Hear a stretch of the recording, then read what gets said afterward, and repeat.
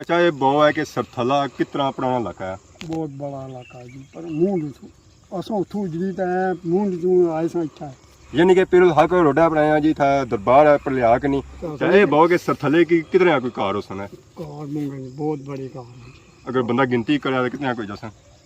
ये कोई या गिनती जचने नहीं गिनती में इसलिए नहीं है बहुत सारी कार हुई कि कार ही की कोठी नदी की कार मंचे का बना पा सियाख रोड पर संगी नजर आई हैं जी दो दरबारां जोड़वियां ये जी दरबार है जी तरोटी वाली दरबार है और इस तरह एक ना है जी कड़कावियां वाली दरबार इस वजह से जेडे मौजूद हैं जी और ढोक मोहरी नाम मुकाम पर मौजूद है इत्थे ही दरबार को साईं दरबार को कड़ी वाली दरबार पर मौजूद हैं मैं कोने रही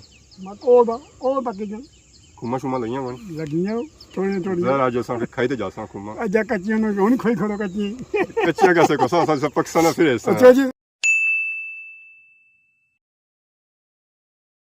जी हमारे दोस्तों अस्सलाम वालेकुम करना ठाक असो खुश बाश ताला हिज्जो अमान चसो मैं राशिद शबीर सो तकीरे यूट्यूब चैनल और फेसबुक पेज राशिद शबीर आज सारी खिदमत की एक और नई वीडियो के इंतजार हो रहे हैं जी आज अस मौजूद हैं जी अपने गांव अपने पिंड खादमाबाद नाल गाँव है उत्थे मौजूद है और जो गाँव है जी वो है सरथला आज हम जी बेसिकली वीडियो चेक कर जो सरथला गाँव नहीं होती है आज ये वीडियो इंजॉय कर सो साइड ना जुड़े रहे किरे ना हूँ सर जुड़े हैं जी सरथला गाँव असें चेक कराने सरथला गाँव नहीं वीडियो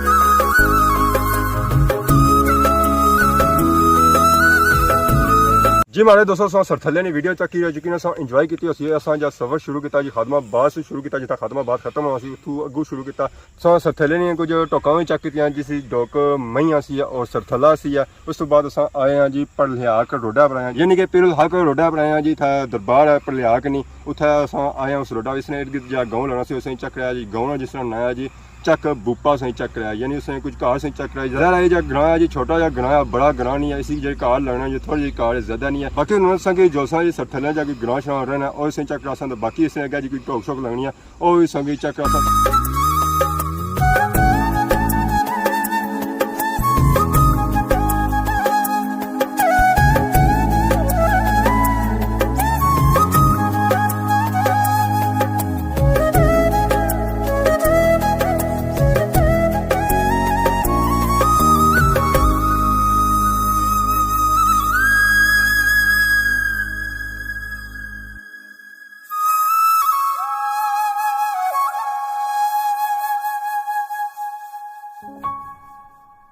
जी हमारे दोस्तों असां सरथले गाँव विजिट चेक करिए तो इस वे असां निकलते हैं जी मेन रोड पर आए और जी रोड है जी स्याख रोड है और स्याख रोड पर असां की नजर आई है जी दो दरबार जोड़ियाँ ये जी दरबार है जी त्रोटी वाली दरबार है और इस तरह एक ना है जी रकावियां वाली दरबार बैक साइड असां की काफ़ी तादाद जी रकावियां वगैरह भी नजर आई है इस रकावियां की वजह से इस तरह जो ना है हमारे लिए रकावियां वाली दरबार तो असां की इतना ही नजर रखनी होती जी सामने दरबार इस दरबार के अंदर जाओ असां सामने नजर रखनी होती जी कब्र मुबारक इस पर उन्होंने कोई पड़ी छड़ी कौन लगी हुई है तो ज़ाहिर है फिर असां इस तरह पता कौन है कि ना कैसी है फिर तो बाकी अंदर तक कम माशाल्लाह बहुत ही खूबसूरत होया उत्थी अगर बाहर निकलो तो दूसरी साइड जी दरबार है उस में अंदर जाने तो सामने नजर रखनी जी कब्र मुबारक इस दरबार की माशाल्लाह बहुत ही खूबसूरत कम होया उत्थे जो कम होया सारा जो शीशे का कम होया तो इस कब्र मुबारक पर भी कोई ना नहीं लिखा ज़रा संगी को नहीं पता है कि कुना पीरानी दरबार ज़रा कोई अगर बंदा जानना है इन्होंने हिस्ट्री तो भाई सकना है कि कुना दरबार तो बाकी उन्होंने संगी जोसा जी अगे और स्याख रोड और सही चेक करा सरथला गाँव तो सरथला जो गाँव टोकां जड़ियाँ है और सही चेक करा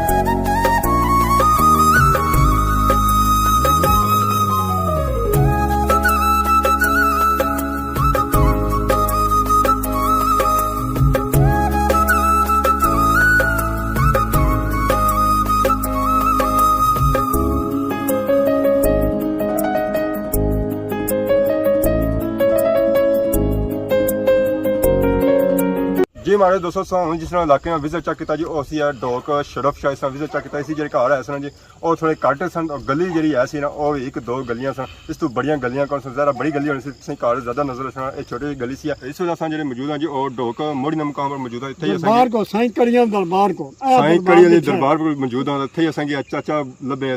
चाचा क्या नया सुना मां ना चौधरी तवासीन तो इतने मुकामी हो मुकामी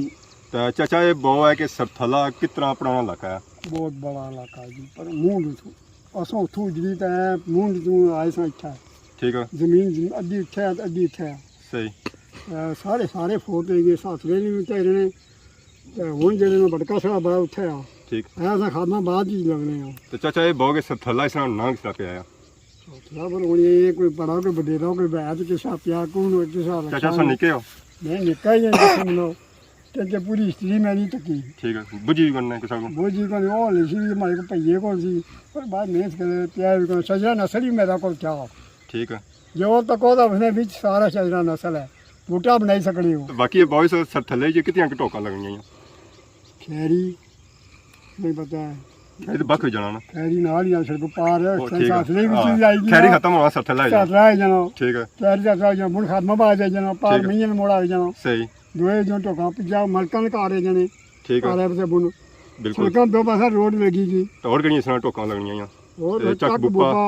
चक शरफ शाह ठीक है अगर ढेरी लगनी फिर नाल ठीक है फिर का बटनी लगी जानी